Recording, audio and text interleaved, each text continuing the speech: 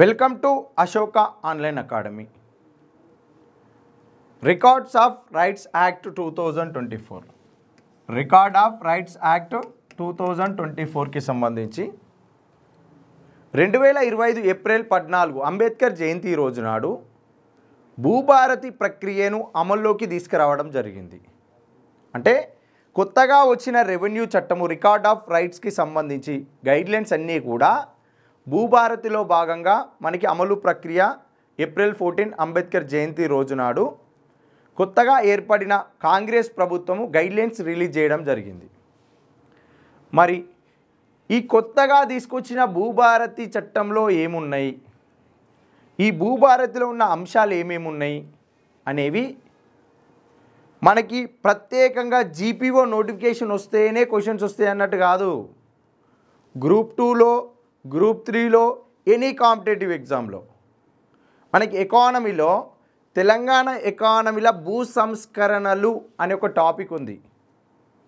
ఆ భూ సంస్కరణలు అనే టాపిక్కి కూడా కొత్తగా వచ్చిన ఆర్ఓఆర్ చట్టం అనగా రికార్డ్ ఆఫ్ రైట్స్ చట్టం 2024 దీనినే భూభారతిగా మాట్లాడుతున్నాం కదా, ఇది అప్డేట్ పార్ట్ అక్కడ కూడా చదువుకోవాల్సిందే. ఒకవేళ జీపీఓ నోటిఫికేషన్ రిలీజ్ అయితే కంప్లీట్గా దీని గురించి తెలుసుకోవాలి. ఒకవేళ నోటిఫికేషన్ రాకున్నా గ్రూప్ 2 గ్రూప్ 3లో కూడా ఖచ్చితంగా చదవాల్సిందే. మొత్తం మీద భూభారతి గురించి అన్ని విషయాలు తెలుసుకోవాలి. మరి రికార్డ్ ఆఫ్ రైట్స్ అంటే ఏంటిది? భూమి హక్కుల రికార్డు అంటున్నాం. భూమిపై ఎవరికి హక్కులు చెందుతాయో, భూమిపై ఎవరికి ఎలాంటి హక్కులు ఉన్నాయో తెలిపే రికార్డు. మీ పేరు మీద ఎంత భూమి కలదు అని అంటే మీరేమంటారు? ఒక 10 ఎకరాల భూమి, ఒక 15 ఎకరాల భూమి, ఒక 5 ఎకరాల భూమి ఉందని ఎలా చెప్పగలుగుతారు మీరు? మీ దగ్గర యాజమాన్యపు హక్కు పత్రము, అందులోనే రికార్డులు కూడా ఉంటాయి. అంటే మీ దగ్గర ఉన్న పాస్బుక్ ఉంటుంది కదా, ఆ పాస్బుక్లోనే మీకు భూమికి సంబంధించిన వివరాలు ఉంటాయి. అదేవిధంగా ధరణి పోర్టల్లో భూభారతి కంటే ముందు ధరణి పోర్టల్లో రికార్డుల వివరాలన్నీ కూడా ఉండేవి. దానికి ముందు 1970 పట్టాదార్ పాస్ పుస్తక చట్టం ప్రకారము మనకి యాజమాన్యపు హక్కు పత్రం ఒకటి ఉండే, 1B రిజిస్టర్ అని చెప్పి ఒక రికార్డు పేరిట ఒకటి బుక్ ఉంటుండే. అంటే 1970 చట్టం ప్రకారం మనం ఏమంటున్నాము? ఒకటి యాజమాన్యపు హక్కు పుస్తకం, రెండోది ఏంటిది? 1B రిజిస్టర్, దీన్నే 1B రికార్డ్ అని చెప్పి కూడా మనకు ఒక పుస్తకం ఉండే. ఈ పుస్తకమే యాజమాన్యపు హక్కు పత్రము. ఇందులో భూమికి ఎవరిపై హక్కులు ఉన్నాయో ఇందులో ఉంటుంది. ఎంత ఉంది భూమి అనేది ఈ రికార్డులో పొందుపరచడం జరిగింది. ఏంటిదంటే 1970 చట్టం ప్రకారం అది. మళ్ళీ మాట్లాడదాం ఆ అంశం గురించి. జస్ట్ ఇక్కడ రికార్డ్ ఆఫ్ రైట్స్ అంటున్నాం. భూమిపై ఎవరికి ఎలాంటి హక్కులు ఉన్నాయో తెలిపే రికార్డు ఇది. అదేవిధంగా ప్రతి గ్రామం వారీగా లెక్కిస్తామా, లెక్కించమా? గ్రామంలో అందరి భూములకు సంబంధించి గ్రామ పంచాయతీ దగ్గర నక్షా ఉంటుంది. గ్రామంలో ఉన్న భూముల వివరాలకు సంబంధించిన పటం అది. ఇలా గ్రామంలో ఆ గ్రామంలో ఉన్న భూమి యజమానులు వారు కలిగి ఉన్న భూమి వివరాలను తెలిపేది కూడా ఈ రెవెన్యూ ఆఫ్ రికార్డ్స్, దీన్ని ఏమంటాము? రికార్డ్ ఆఫ్ రైట్స్ అని చెప్పి కూడా పిలుస్తాం. అందుకే దీనిని భూ యాజమానుల రికార్డు అంటారు. అంతే కదా, ఎవరి పేరు మీద రికార్డు ఉంటే వారే భూమికి యజమాని. ఈ రికార్డ్ ఆఫ్ రైట్స్ని ఏమంటున్నాము? ఆర్ఓఆర్ని ఏమంటున్నాము? భూమి హక్కుల పత్రం ఉంటే ఏంటిది అన్నట్టు, ఆ భూమికి నువ్వే యజమాని. నాకు 5 ఎకరాల భూమికి నాకు హక్కుపత్రం ఉంటే నేను యజమాని, మీకు 10 ఎకరాల భూమికి హక్కుపత్రం ఉంటే మీరు యజమాని అవుతారు. ఎవరి దగ్గర అయితే ఈ భూమి హక్కుల పత్రం ఉందో, ఎవరి దగ్గర అయితే ఈ భూమి హక్కుల పత్రం ఉందో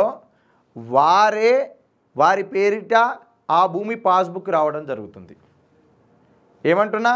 ఎవరి దగ్గర అయితే ఆ భూ యాజమాన్యపు హక్కుపత్రము మరియు ఉంటే, హక్కుపత్రం ఉంటే వారికి ఏంటిదండి? పట్టాదార్ పాస్ పుస్తకం ఇవ్వడం జరుగుతుంది. ఆర్ఓఆర్లో ఎవరి పేరు, ఆ రికార్డులో ఎవరి పేరుందో ఆ పేరు మీదనే మనకి పట్టాదార్ పాస్ పుస్తకం జారీ చేయడం జరుగుతుంది. తహసీల్దార్ ఆఫీస్లో. అంటే మొత్తం మీద ఆర్ఓఆర్ భూమి హక్కుల పత్రం అంటే ఏంటిదండి? యజమాని ఎవరో గుర్తించే హక్కు పత్రం, అది ఆర్ఓఆర్. ఇలా కొత్తగా భూభారతి అనే అంశంలో ఈ హక్కుల పత్రాలు ఏ విధంగా తీసుకొచ్చిర్రు, ధరణిలో ఏమున్నాయి, ఏ లోపాలు ఉన్నాయి, ఆ లోపాలను సరిదిద్దడం కోసమే కొత్తగా ఆర్ఓఆర్ చట్టం తీసుకొచ్చిర్రు. ఆ ఆర్ఓఆర్ చట్టాన్ని రికార్డ్ ఆఫ్ రైట్స్ 2024 దాని అమలు ప్రక్రియ 2025 ఏప్రిల్ 14 అంబేద్కర్ జయంతి రోజు నుంచి ప్రారంభించడం జరిగింది. అప్పుడేమైనా గైడ్లైన్స్ పొందుపరిచారు.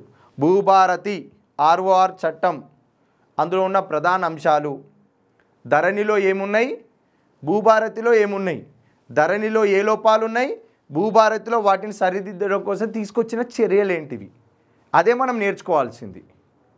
భూభారతి అనగానే కొత్తగా ఏమీ లేదు. ధరణిలో ఏ అంశాలు ఏవేవి లేవో, ఏ అంశాలకు లోపాలు ఉన్నాయో వాటన్నిటిని కూడా సరిదిద్దడం కోసం తీసుకొచ్చిన ప్రక్రియనే భూభారతి. ఇప్పుడు మన దగ్గర తెలంగాణలో ఆర్ఓఆర్ చట్టాలు ఏమేమి ఉన్నాయని ఒకసారి చూద్దాం. ఇప్పటివరకు ఇందులో హక్కుల రికార్డులు ఇంతవరకు తెలంగాణలో ఏ పేరుతోటి జారీ చేయబడ్డాయి. మనకి 1948 వరకు కూడా నిజాం ప్రభుత్వ కాలం ఉండే మన దగ్గర. 1948 వరకు నిజాం ప్రభుత్వ కాలమే ఉందంటున్నాం కదా. మరి నిజాం ప్రభుత్వ కాలంలో హైదరాబాద్ రాజ్యం, అప్పుడు మరాఠ్వాడా, కన్నడ, అదేవిధంగా తెలంగాణ ప్రాంతం అంతా కలిపి హైదరాబాద్ ప్రాంతం. అప్పుడు ఈ హైదరాబాద్ ప్రాంతాన్ని, హైదరాబాద్ సంస్థానాన్ని పరిపాలించింది నిజాంలు. ఈ హైదరాబాద్ సంస్థానంలో ఒక భాగం ఏంటిదండి? మన తెలంగాణ ఉంది, అంతే కదా. అయితే నిజాం ప్రభుత్వము 1936లో భూమి హక్కుల రికార్డులకు సంబంధించి ఒక చట్టాన్ని చేసి మొదటిసారిగా హైదరాబాద్ సంస్థానంలో, ఇప్పుడు ఇది హైదరాబాద్ సంస్థానం అండి, ఈ ప్రాంతం అంతా కూడా హైదరాబాద్, ఈ ఆంధ్రప్రదేశ్ కాదు, తెలంగాణ, మహారాష్ట్ర, కర్ణాటకలో కొంత భాగము, మహారాష్ట్ర, అదేవిధంగా తెలంగాణ, ఈ 3 ప్రాంతాలు కలిపి హైదరాబాద్ సంస్థానం కదా. ఈ 3 ప్రాంతాలకు కలిపి ప్రత్యేకంగా ఈ 3 ప్రాంతాలలో హైదరాబాద్ సంస్థానంలో ఉన్న ప్రజలందరికీ కూడా వారి భూమి హక్కుల పేరిట వాళ్ళకి ఖచ్చితంగా ప్రభుత్వమే అధికారికంగా 1936లో పహానీ పేరిట ఒక రికార్డు ఇవ్వడం జరిగింది. ఏంటిదండి? పహానీ పేరిట ఒక రికార్డు ఇవ్వడం జరిగింది. 1936లో నిజాం ప్రభుత్వం తీసుకొచ్చిన చట్టం ప్రకారము హైదరాబాద్ సంస్థానంలో ఉన్న ప్రజలకు, రైతులకు, ఎవరికైతే భూమి ఉంటుందో ఆ భూమి కలిగిన రైతులందరికీ కూడా నిజాం ప్రభుత్వం పహానీ పేరిట హక్కుల రికార్డు ఇవ్వడం జరిగింది. అంటే చట్టబద్ధంగా ప్రభుత్వమే హక్కుల రికార్డు హైదరాబాద్ సంస్థానంలో ఉన్న ప్రజలకు ఇవ్వడం జరిగింది. బాగా గుర్తుపెట్టుకోరు. ఎందుకంటున్నానంటే ఇది హైదరాబాద్ సంస్థానం, ఇది మహారాష్ట్ర, ఇది కర్ణాటక, ఇది తెలంగాణ. మరి తెలంగాణ అనుకోని ఇటు ఆంధ్రప్రదేశ్ ఉంది కదా. ఆంధ్రప్రదేశ్కి నిజాంకి సంబంధం లేదు. ఈ ఆంధ్రప్రదేశ్ అప్పుడు ఎల్లుందండి, మద్రాసు ప్రెసిడెన్సీలో భాగము. ఎలా? మద్రాస్ ప్రెసిడెన్సీలో భాగము. మద్రాస్ ప్రెసిడెన్సీలో ఎలాంటి రికార్డులు లేవు. బ్రిటిష్ ప్రభుత్వం జారీ చేసిన రికార్డులు కూడా మద్రాస్ ప్రెసిడెన్సీలో తీసుకురాలేదు. కాబట్టి ఈ మద్రాస్ ప్రెసిడెన్సీలో ఉన్న ప్రాంతంలో ఆంధ్రప్రదేశ్ ఉంది కదా, ఈ ఆంధ్రప్రదేశ్లో భూమి హక్కుల రికార్డులు నామమాత్రంగా మాత్రమే ఇవ్వడం జరిగింది. వాటి పేరు ఏంటిదంటే అడంగల్. ఏంటిదండి? అడంగల్. ఇది బ్రిటిష్ ప్రభుత్వము ఏదైనా చట్టం చేసి ఇచ్చిందా అంటే ఇయ్యలే. నామమాత్రపు హక్కుల రికార్డు మాత్రమే ఆంధ్రప్రదేశ్కి. మరి తెలంగాణకి 1936లో నిజాం ప్రభుత్వం చట్టం చేసి పహానీ అనే పేరిట రికార్డు ఇవ్వడం జరిగింది. ఇది గుర్తుంచుకోవాలి. మరి 1948లో ఆపరేషన్ పోలో అయిపోయిన తర్వాత మిలిటరీ ప్రభుత్వం హైదరాబాద్ ప్రాంతాన్ని పరిపాలిస్తున్నప్పుడు 1948లో కొత్తగా ఒక రెవెన్యూ చట్టం తీసుకురావడం జరిగింది. ఆర్ఓఆర్ చట్టం, రికార్డ్ ఆఫ్ రైట్స్ యాక్ట్ 1948. ఇందులో భూములకు సంబంధించిన వివరాలను సర్వే చేయించాలి. సర్వే చేయించి ఎవరి పేరిట ఎంతెంత భూమి ఉందో వాళ్ళకి హక్కుల రికార్డు ఇవ్వాలని చెప్పి కొత్తగా ఆర్ఓఆర్ యాక్ట్ 1948 తీసుకొచ్చారు. దీనికి సంబంధించిన అమలు ప్రక్రియ 1950 తర్వాత అమలు ప్రక్రియకు నోచుకుంది. ఇది 1950 తర్వాత ఎప్పుడైతే బురుగుల రామకృష్ణారావు ప్రభుత్వం ఏర్పడిందో, ఆ బురుగుల రామకృష్ణారావు ప్రభుత్వం ఏర్పడిన తర్వాత ఇంకా ఇది ఎక్కువ అమలు ప్రక్రియ ముందటికి వెళ్ళింది. ఎట్లా అంటే 48లో చట్టం చేసిరు, 1952లో అమలు ప్రక్రియ అనేది కొంచెం ఎక్కువగా అమల్లోకి రావడం జరిగింది ఈ చట్టం. ఈ అమలు చేసేటప్పుడు ఏమని మాట్లాడుకున్నారంటే, ఆ సర్వే చేసిన భూములు ఉంటాయి కదా, హైదరాబాద్ రాష్ట్రంలో ఉన్న భూముల యొక్క వివరాలన్నీ కూడా సర్వే చేసిరు. ఆ సర్వేను ఈ ఆర్ఓఆర్ యాక్ట్లో భాగంగా తీసుకొచ్చిన ఆ సర్వేని ఏమంటారంటే ఎంజాయ్మెంట్ సర్వే. ఏమంటారు? ఎంజాయ్మెంట్ సర్వే అని చెప్పి పిలుస్తారు. ఎంజాయ్మెంట్ సర్వే అంటే 1948లో చేసిన ఆర్ఓఆర్ చట్టం ప్రకారము భూముల యొక్క వివరాలన్నిటిని కూడా సర్వే చేసి ఆ సర్వేని ఏమన్నారు? ఎంజాయ్మెంట్ సర్వే అన్నారు. ఈ భూముల యొక్క వివరాలన్నీ కూడా సర్వే చేస్తే దీనిని ఎంజాయ్మెంట్ సర్వే అన్నారు కదా. ఈ ఎంజాయ్మెంట్ సర్వే ప్రకారము ఎవరికి ఎంతెంత భూమి ఉంది అని చెప్పి ప్రభుత్వము అధికారికంగా గుర్తించి జారీ చేసిన పత్రాన్ని ఏమంటారంటే భూమి హక్కుల రికార్డు పత్రాన్ని ఇక్కడ ఇచ్చింది కదా, కాస్రా పహానీ. ఏంటిదండి? కాస్రా పహానీ. 1948లో ఆర్ఓఆర్ చట్టం కింద హక్కుల రికార్డుగా ప్రకటించబడింది కాస్రా పహానీ.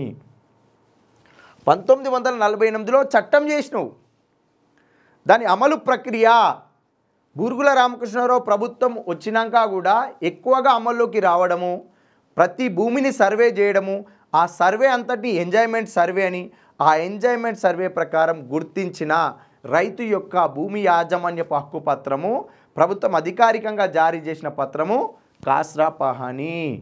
నీ పేరిట ఎంత భూమి ఉంది, మీ పేరిట అందరి పేరిట ఎంతెంత భూములు ఉన్నాయి, నా పేరిట ఎంత భూమి ఉంది అని ప్రభుత్వమే అధికారికంగా జారీ చేసిన హక్కు రికార్డు పత్రం అది. 1948లో హైదరాబాద్ రాష్ట్రమే చట్టబద్ధంగా ఒక హక్కు పత్రాన్ని ఇచ్చింది తెలంగాణలో. అప్పుడు తెలంగాణ, మహారాష్ట్ర, కర్ణాటక ఉంది కదా, ఓన్లీ మన తెలంగాణ చూసుకుందాం. రాష్ట్ర ప్రభుత్వమే చట్టబద్ధంగా మనకి హక్కు రికార్డుల పత్రం ఇచ్చింది. మరి ఆంధ్రప్రదేశ్, ఇప్పుడు ఇదంతా ఇది తెలంగాణ, ఇది ఆంధ్రప్రదేశ్. 1948 చట్టం కింద 1952లో అమలు ప్రక్రియ పూర్తి స్థాయిలో వచ్చింది. అప్పుడు కాస్రా పహానీ అని చెప్పి తెలంగాణలో హక్కు పత్రం ఇచ్చినావు నువ్వు.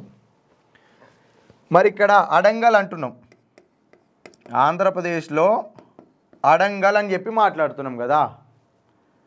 ఈ అడంగల్ అనే హక్కు రికార్డు పత్రం ఇది నామమాత్రపు, ఇది చట్టబద్ధము. తెలంగాణలో ఉన్నది చట్టబద్ధము, ఇది నామమాత్రపు హక్కు రికార్డుల పత్రం.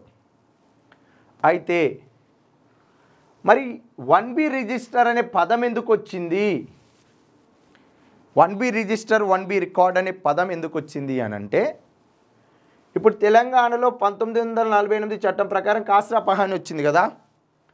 1956లో తెలంగాణ, ఆంధ్రప్రదేశ్ రెండు ప్రాంతాలను కలిపి ఆంధ్రప్రదేశ్ రాష్ట్రంగా ఏర్పాటు చేశారు. మరి ఆంధ్రప్రదేశ్ రాష్ట్రంగా ఏర్పాటు చేస్తే తెలంగాణ ప్రాంతంలో కాస్రా పహానీ ఉంది. ఏముంది? కాస్రా పహానీ ఉంది. ఇక్కడ ఏముందండి? అడంగల్ ఉన్నది. కాస్రా పహానీ ప్రభుత్వమే అధికారికంగా చట్టబద్ధంగా జారీ చేసిన హక్కు రికార్డుల పత్రం.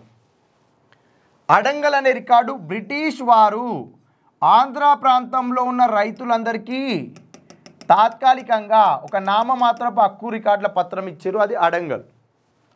ఇది చట్టబద్ధం, ఇది నామమాత్రం. ఎప్పుడైతే 1956లో ఆంధ్రప్రదేశ్ రాష్ట్రం ఏర్పడ్డ తర్వాత రాష్ట్రం రెండు ప్రాంతాలు కలిపి ఒక రాష్ట్రంగా ఏర్పాటు చేశారు. కానీ ఆంధ్ర ప్రాంతంలో ఉన్న భూమి హక్కుల రికార్డులు వేరే, తెలంగాణ ప్రాంతంలో ఉన్న భూమి హక్కుల రికార్డులు వేరే ఉన్నాయి. ఇలా తెలంగాణ ప్రాంతానికి వచ్చి భూములు కొనుగోలు చేయాలన్నా ఆంధ్ర ప్రాంతం వారికి కొంచెం ఇబ్బందులు ఏర్పడ్డాయి. అదేవిధంగా ఇది మొత్తం కలిపి ఆంధ్రప్రదేశ్ రాష్ట్రం. ఇప్పుడు తెలంగాణ ప్రాంతంలో ఉన్న రైతులు బ్యాంకులకు వెళ్ళి రుణాలు తీసుకోవాలి అనుకుంటే డైరెక్ట్ కాస్రా పహానీని తీసుకెళ్ళి బ్యాంకు దగ్గర పెడితే బ్యాంకులు ఎంక్వైరీ చేస్తాయి. ఆహా, కాస్రా పహానీ ప్రభుత్వమే అధికారికంగా చట్టబద్ధంగా రూపొందించి ఇచ్చిన పత్రం కాస్రా పహానీ కాబట్టి బ్యాంకులు షూరిటీ పెట్టుకొని ఈ రైతులకు రుణాలు ఇచ్చేటోళ్ళు. మరి ఆంధ్ర ప్రాంతంలో ఉన్న రైతులు వచ్చి ఈడ అరంగల్ పేరిట ఒక రికార్డు పెడితే దానికి ప్రభుత్వం ఏమైనా చట్టబద్ధం చేసిందా? చేయలే. బ్రిటిష్ వాళ్ళు ఎప్పుడో వెళ్ళిపోయా, వాళ్ళు జారీ చేసిన అడంగల్ పత్రం ఏడ వెళ్తుంది మనకి? చెల్లదు. పోనీ ఏమైనా చట్టం చేసి ఇచ్చారా అంటే చేయలేదు. బ్యాంకులు ఆంధ్ర ప్రాంతంలో ఉన్న భూమి వివరాలు ఉన్న ఎవరెవరికి భూమి ఉందో ఆ వాళ్ళందరూ రైతులు లేదా ఆ భూమి యజమానులు ఆడంగల్ రికార్డు తీసుకొచ్చి బ్యాంకుల దగ్గర పెడితే బ్యాంకులు లోన్ ఇవ్వడానికి కూడా ఇంట్రెస్ట్ చూపలేదు. అంటే రుణ సౌకర్యంలో ఇబ్బంది. భూమి వివరాలు ఖచ్చితంగా ఉన్నాయా, రికార్డులు ఉన్నాయా అంటే అది నామమాత్రపు రికార్డులే. తెలంగాణ ప్రాంతంలో చట్టబద్ధమైన రికార్డు, తెలంగాణ ప్రాంతంలో ఉన్న ప్రజలందరికీ రైతులకి ఎవరెవరికి భూమి ఉందో వాళ్ళందరికీ బ్యాంకులు రుణాలు ఇస్తున్నాయి. అలాంటి సందర్భంలో 1956 నుంచి 1970 వరకు కూడా మ్యాక్సిమంగా ఆంధ్రప్రదేశ్ రాష్ట్రాన్ని పాలించినప్పుడు సీఎంలు ఎవరండి? ఆంధ్ర ప్రాంతం వారే. ఎవరు? ఆంధ్ర ప్రాంతం వారే. వీళ్ళు ప్రత్యేకంగా ఏం చేసిర్రు అంటే తెలంగాణలో ఒక రకమైన హక్కుల రికార్డులు మరియు ఆంధ్ర ప్రాంతంలో ఉన్న రైతులకు భూ యజమానులకు ఒక రకమైన రికార్డులు ఉన్నాయి కదా, ఈ వ్యవస్థ వద్దు. ఈ రెండింటిని కలిపి తెలంగాణలో ఏదైతే కాస్రా పహానీ ఉందో సేమ్ అలాంటిదే ఆంధ్ర ప్రాంతం రైతులకు ఆంధ్ర ప్రాంతంలో ఉన్న భూ యజమానులకు కూడా ఇవ్వాలని చెప్పి 1971లో పట్టాదార్ పాస్ బుక్ యాక్ట్ తీసుకొచ్చారు. దీన్ని ఏమంటారంటే పట్టాదార్ పాస్ పుస్తక చట్టము అని చెప్పి పిలుస్తారు. దీంట్లో ప్రత్యేకంగా తీసుకొచ్చిన అంశం ఏంటిది అని అంటే అప్పటి వరకు మనకి కాస్రా పహానీ అనే ఒక పేరిట మాత్రమే రికార్డులు ఉండేది. 1971లో పట్టాదార్ పాస్ పుస్తక చట్టం యొక్క ప్రక్రియ ఏంటిది అని అంటే ఆంధ్ర ప్రాంతంలో ఉన్న అడంగల్ దీన్ని తీసేసి తెలంగాణ ప్రాంతంలో ఉన్న కాస్రా పహానీ దీన్ని తీసేసి ఆంధ్రప్రదేశ్ రాష్ట్రంలో ఉన్న అందరికీ భూమి కలిగిన ప్రతి ఒక్క అభ్యర్థికి 2 పుస్తకాలు జారీ చేసిర్రు, 2 పాస్బుక్లు జారీ చేసిర్రు. ఒకటి ఏంటిది అని అంటే భూమి యొక్క యాజమాన్యపు హక్కు పత్రము, భూమి యాజమాన్యపు హక్కు పత్రము. 2 1B రిజిస్టర్. ఏంటిదండి? 1B register. ఒకటేమో నీ పేరిట ఎంత భూమి కలిగి ఉన్నది, ఆ భూమికి యజమాని ఎవరు. మీ పేరిట 10 ఎకరాలు ఉంటే ఆ 10 ఎకరాల భూమి యజమాని మీరు. అదేవిధంగా ఆ 10 ఎకరాలకు సంబంధించిన రికార్డు ఒకటి ఉంటుంది. ఆ రికార్డ్ ఏమో 1B రిజిస్టర్. నీకు ఎంత భూమి కలిగి ఉందో రికార్డు మొత్తం కూడా 1B రిజిస్టర్ ఉంటుంది. ఈ రికార్డులో ఉన్న భూమికి యజమాని భూమి యాజమాన్యపు హక్కు పుస్తకంలో ఉంటుంది. ఇలా తెలంగాణ ప్రాంతం ఆంధ్ర ప్రాంతంలో ఉన్న భూమి కలిగిన ప్రతి అభ్యర్థికి కూడా 2 పుస్తకాలు జారీ చేసిరండి. 1971లో జారీ చేసిన ROR చట్టం ప్రకారం అందులో హక్కుల రికార్డు పేరిట ఉన్న పుస్తకం ఏంటిది? 1B register. ఏంటిదండి? 1B register. దీన్ని ROR 1B అని చెప్పి పిలుస్తారు. 2 పుస్తకాలు జారీ చేసిరు. ఒకటేమో భూమి యాజమాన్యపు హక్కు పుస్తకం. నీ పేరిట 10 ఎకరాల భూమి ఉందా, పలానా మల్లయ్య పేరు మీద 10 ఎకరాలు అని చెప్పి ఒక యాజమాన్యపు పుస్తకము. ఆ 10 ఎకరాలకు సంబంధించిన రికార్డు మొత్తం కూడా 1B రిజిస్టర్ పేరిట ఇంకొక పుస్తకం జారీ చేశారు. తెలంగాణలో ఫస్ట్ ఏమొచ్చిందండి? కాస్రా పహానీ. దీనికి ముందు 1936లో పహానీ అనేది ఉండే నిజాం ప్రభుత్వ కాలంలో, అది కాస్త కాస్రా పహానీ. అది కాస్త 1971 ROR చట్టం ప్రకారం ఏమైందండి 1B రిజిస్టర్ అయింది.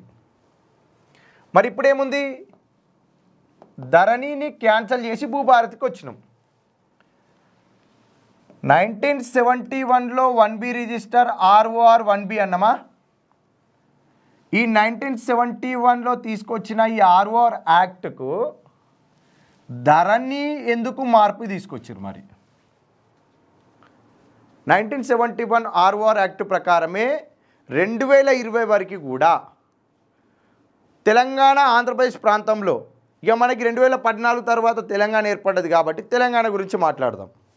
1971 నుంచి 2020 వరకు కూడా తెలంగాణలో భూమి కలిగిన ప్రతి రైతు దగ్గర కూడా 2 పాస్ పుస్తకాలు ఉండేవి. 2014లో తెలంగాణ రాష్ట్రం ఏర్పడిన తర్వాత కొత్తగా ఏర్పడిన టీఆర్ఎస్ ప్రభుత్వం తెలంగాణ రాష్ట్రంలో ఉన్న రైతుల భూముల వివరాలు పక్కాగా వాళ్ళ పేరిట హక్కుల రికార్డులు ఉండాలని చెప్పి ఈ 1971 ROR చట్టాన్ని మార్చి కొత్త చట్టాన్ని తీసుకురావాలని చెప్పి 2017లో భూ రికార్డుల ప్రక్షాళన కార్యక్రమాన్ని చేపట్టారు. ఏంటిదండి? భూ రికార్డుల ప్రక్షాళన కార్యక్రమాన్ని చేపడితే ఈ భూ రికార్డుల ప్రక్షాళన కార్యక్రమంలో భాగంగా 1193 బృందాలను ఏర్పాటు చేశారు. ఒక బృందానికి 8 మంది చొప్పున 1193 బృందాలను ఏర్పాటు చేసి తెలంగాణ రాష్ట్రం మొత్తం మీద అన్ని గ్రామీణ ప్రాంతాల వారిగా ప్రతి కుటుంబానికి వెళ్ళి వాళ్ళకు సంబంధించిన భూమి రికార్డులన్నిటినీ కూడా వాళ్ళు రికార్డులో రాసుకొని రావాలి. ఎప్పుడండి? 2017లో. ఆ రికార్డులు ఏం రికార్డులు రాసుకోవాలి? 1B రిజిస్టర్లో ఎవరెవరికి ఎంతెంత భూమి ఉంది, వాటి వివరాలు, ఎవరి పేరిట భూమి లేదు వాళ్ళ వివరాలన్నీ కూడా ఈ భూ రికార్డుల ప్రక్షాళన కార్యక్రమంలో భాగంగా ఈ 1193 బృందాలు, ఒక బృందానికి 8 మంది చొప్పున, ఇవన్నీ కూడా తెలంగాణ రాష్ట్రం మొత్తం మీద ఈ అన్ని బృందాలు తిరిగి భూముల వివరాలు, ప్రతి కుటుంబంలో ఎవరెవరికి ఎంతెంత భూమి ఉందో అన్ని రికార్డులు రాసుకొని ప్రభుత్వానికి ఒక నివేదిక సమర్పించడం జరిగింది. ఈ భూ రికార్డుల ప్రక్షాళన కార్యక్రమంలో భాగంగా తీసుకున్న వివరాలు, అదేవిధంగా అప్పటి వరకు ఉమ్మడి ఆంధ్రప్రదేశ్ రాష్ట్రంలో మా భూమి వెబ్ పోర్టల్ ఒకటి ఉండేది. అదేవిధంగా వెబ్ ల్యాండ్ అనే ఒక పోర్టల్ ఉండేది. ఆ మా భూమి పోర్టల్లో, వెబ్ ల్యాండ్ పోర్టల్లో ఈ భూ రికార్డుల ప్రక్షాళన కార్యక్రమంలో ఉన్న వివరాలన్నింటినీ కూడా తీసుకొని తెలంగాణలో కొత్తగా ROR చట్టం 2020 అని చెప్పి ఒక చట్టాన్ని చేసి ధరణి అనే ఒక దానిని తీసుకురావడం జరిగింది. ధరణి అనే ఒక పోర్టల్ని తీసుకొచ్చారు. ఏంటిదంటే ధరణి అనే పోర్టల్ని తీసుకొచ్చారు. మరి ధరణి అనేది హక్కుల రికార్డు దగ్గర ఎందుకు వచ్చింది అని అంటే 1971లో మనకి 2 పుస్తకాలు ఇచ్చిరన్నాం కదా. ఒకటేమో భూమి యాజమాన్యపు హక్కు పత్రము, నీ పేరిట భూమి ఉంది అనేది ఒక పుస్తకం. రెండోది ఏమన్నామండి? నీ పేరిట ఉన్న 10 ఎకరాల భూమికి సంబంధించిన రికార్డు హక్కు పత్రము, ఏమంటున్నా హక్కుల రికార్డుల పత్రం ఇది. నీ పేరిట భూమి ఉందని ఒక పుస్తకము, నీ పేరిట ఎంత భూమి ఉందో ఆ భూమికి సంబంధించిన రికార్డుల హక్కు పత్రం ఒకటి అన్నాం కదా. అయితే ఈ 1B రిజిస్టర్ని ఏం చేసిర్రు అని అంటే 2020లో వచ్చిన ROR చట్టం ప్రకారము మళ్ళందరికీ కూడా మన దగ్గర మాన్యువల్గా రాసిన పాస్ పుస్తకాలు ఇంతలా పుస్తకం ఉండే పెద్దవి, వాటిని కాస్త ఇంత చిన్నగా చేసి ఎలక్ట్రానిక్ పుస్తకాన్ని ఇవ్వడం జరిగింది. ప్రింటెడ్ పుస్తకం రాయడానికి స్కోప్ లేదు దాంట్లోగా.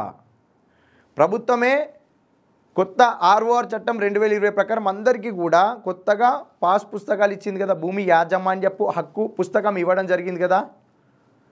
ఆ పాస్ పుస్తకం ఎట్లిచ్చింది అంటే ఈ 1971లో 2 పుస్తకాలు అన్నాము కదా. ఒకటి భూమి యాజమాన్యపు హక్కు పుస్తకము, ఒకటి హక్కుల రికార్డు పుస్తకం అన్నాం కదా.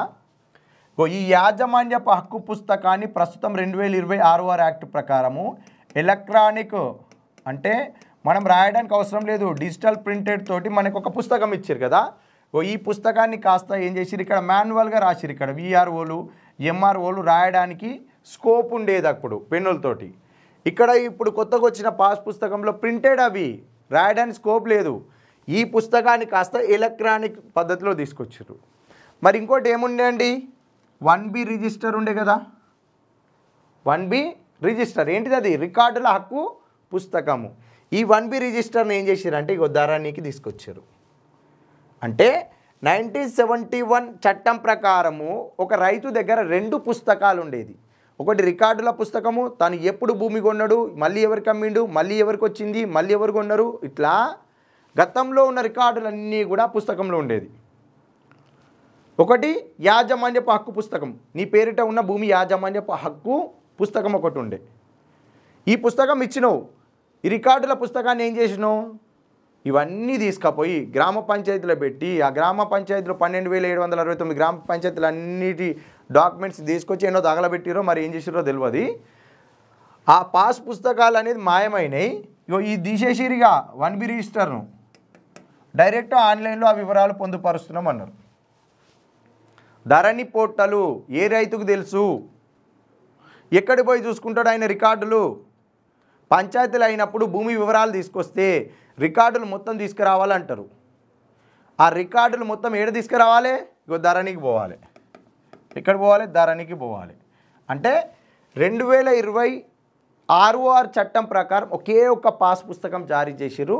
అందులో ఏముంటుంది అంటే ఫలానా వ్యక్తి 10 ఎకరాలు, ఆ 10 ఎకరాల భూమికి సంబంధించిన వివరాలు ఉంటాయి, రికార్డులు ఉండవు. అది ఎక్కడ కొన్నాం, దాని ముందు ఎవరు కొన్నారు, దాని ముందు ఎంత భూమి, దాని ముందు ఆ రికార్డులు ఉండవు. మొత్తమే ఆ 10 ఎకరాల రికార్డులు ఉండవు. రికార్డులు మొత్తం కూడా ధరణిలో పొందుపరిచారు. అది కూడా పోర్టల్లో, వెబ్సైట్ మీ దగ్గర ఉండదు. మీరు కావాలంటే మీ సేవకి వెళ్ళి చూసుకోవాలి, ధరణి వెబ్సైట్కి వెళ్ళి చూసుకోవాలి. కానీ గ్రామీణ ప్రాంతాలలో రైతులు టెక్నాలజీ అనేది చాలా తక్కువ. వాళ్ళు రికార్డులు ఎలా చూసుకోగలుగుతారు, చూసుకోలేరు. మరియు ఈ ధరణిలో చాలా రకాల లోపాలు ఉన్నాయి. ఆ లోపాలన్నిటిని సరిదిద్దడం కోసమే మేము ప్రస్తుతము హక్కుల రికార్డుగా భూభారతి తీసుకొస్తున్నాము అని చెప్పి కాంగ్రెస్ ప్రభుత్వము ఒక అనౌన్స్మెంట్ ప్రకటించి కొత్తగా ROR చట్టం 2024లో రికార్డ్ ఆఫ్ రైట్స్ యాక్ట్ని తీసుకొచ్చి అది అమలు ప్రక్రియ 2025 ఏప్రిల్ 14లో భూభారతి పేరుతోటి అమలు ప్రక్రియ మొదలు పెట్టడం జరిగింది. ప్రస్తుతం తెలంగాణలో హక్కుల రికార్డు ఏంటిది అనంటే భూభారతి, ధరణి కాదు. ధరణి స్థానంలోనే భూభారతి అనే అంశాన్ని తీసుకురావడం జరిగింది. ఒకవేళ GPO నోటిఫికేషన్ వస్తే మన క్వశ్చన్ ఎలా అడగొచ్చు అనంటే తెలంగాణలో హక్కుల రికార్డులకు సంబంధించి వరుస క్రమాన్ని గుర్తించండి అని అడిగితే ఇలా 4 ఇస్తాడండి. కాస్రా పహాని 1B రిజిస్టరు, ధరణి, భూభారతి ఇస్తాడు. కాస్రా పహాని 1948 చట్టం, 1B రిజిస్టర్ 1971, ధరణి 2020, భూభారతి 2025. దీంట్లో వరుస క్రమం ఏమొస్తుందండి, ఫస్ట్ కాస్రా పహాని, 1B రిజిస్టర్ సెకండ్, ధరణి థర్డ్, భూభారతి ఫోర్త్. ఇలా ఈ సీరియల్ చూసుకోవాలి. ఇప్పుడు ఇంతసేపు మనం మాట్లాడుకునేవి ఇక్కడ ఇచ్చిండు. హైదరాబాద్ రాష్ట్రంలో 1948లో చేసిన ROR చట్టం కింద హక్కుల రికార్డుగా ప్రకటించిందే కాస్రా పహాని. ఇక్కడ ఉంది కదా, ఇది 1B రిజిస్టర్ సంబంధించి ఇక్కడ ఉంటుంది అంశం.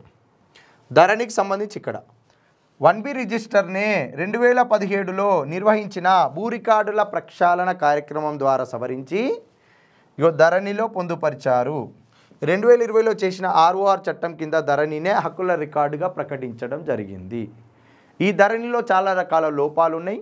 ఆ లోపాలకు సంబంధించి మేము వాటిని అధిగమించాలి, ఆ సమస్యలన్నిటికీ కూడా పరిష్కారం తీసుకురావాలనే 2025లో హక్కుల రికార్డుగా భూభారతిని తీసుకురావడం జరిగింది. ఇప్పుడు భూభారతిలో ఏ ఏ అంశాలు ఉన్నాయి, ధరణిలో ఏమి లేవు, ఆ లోపాలకు సంబంధించి సమస్యల పరిష్కారం భూభారతిలో ఏమేమి ఉన్నాయో సెక్షన్స్ వైజ్గా భూభారతిలో భాగంగా కొత్త ROR చట్టంలో భాగంగా సెక్షన్స్ ఇవ్వడం జరిగింది. ఒక్కొక్క సెక్షన్కి ధరణిలో ఏంటిది భూభారతిలో కొత్తగా దానికి సొల్యూషన్ ఏం తీసుకొచ్చారు, ఇంకా ఏమైనా అంశాలు ఉన్నాయో అవన్నీ కూడా మనము ఒక్కొక్క సెక్షన్ మాట్లాడుకుంటా వెళ్దాం భూభారతి చట్టంలో భాగంగా.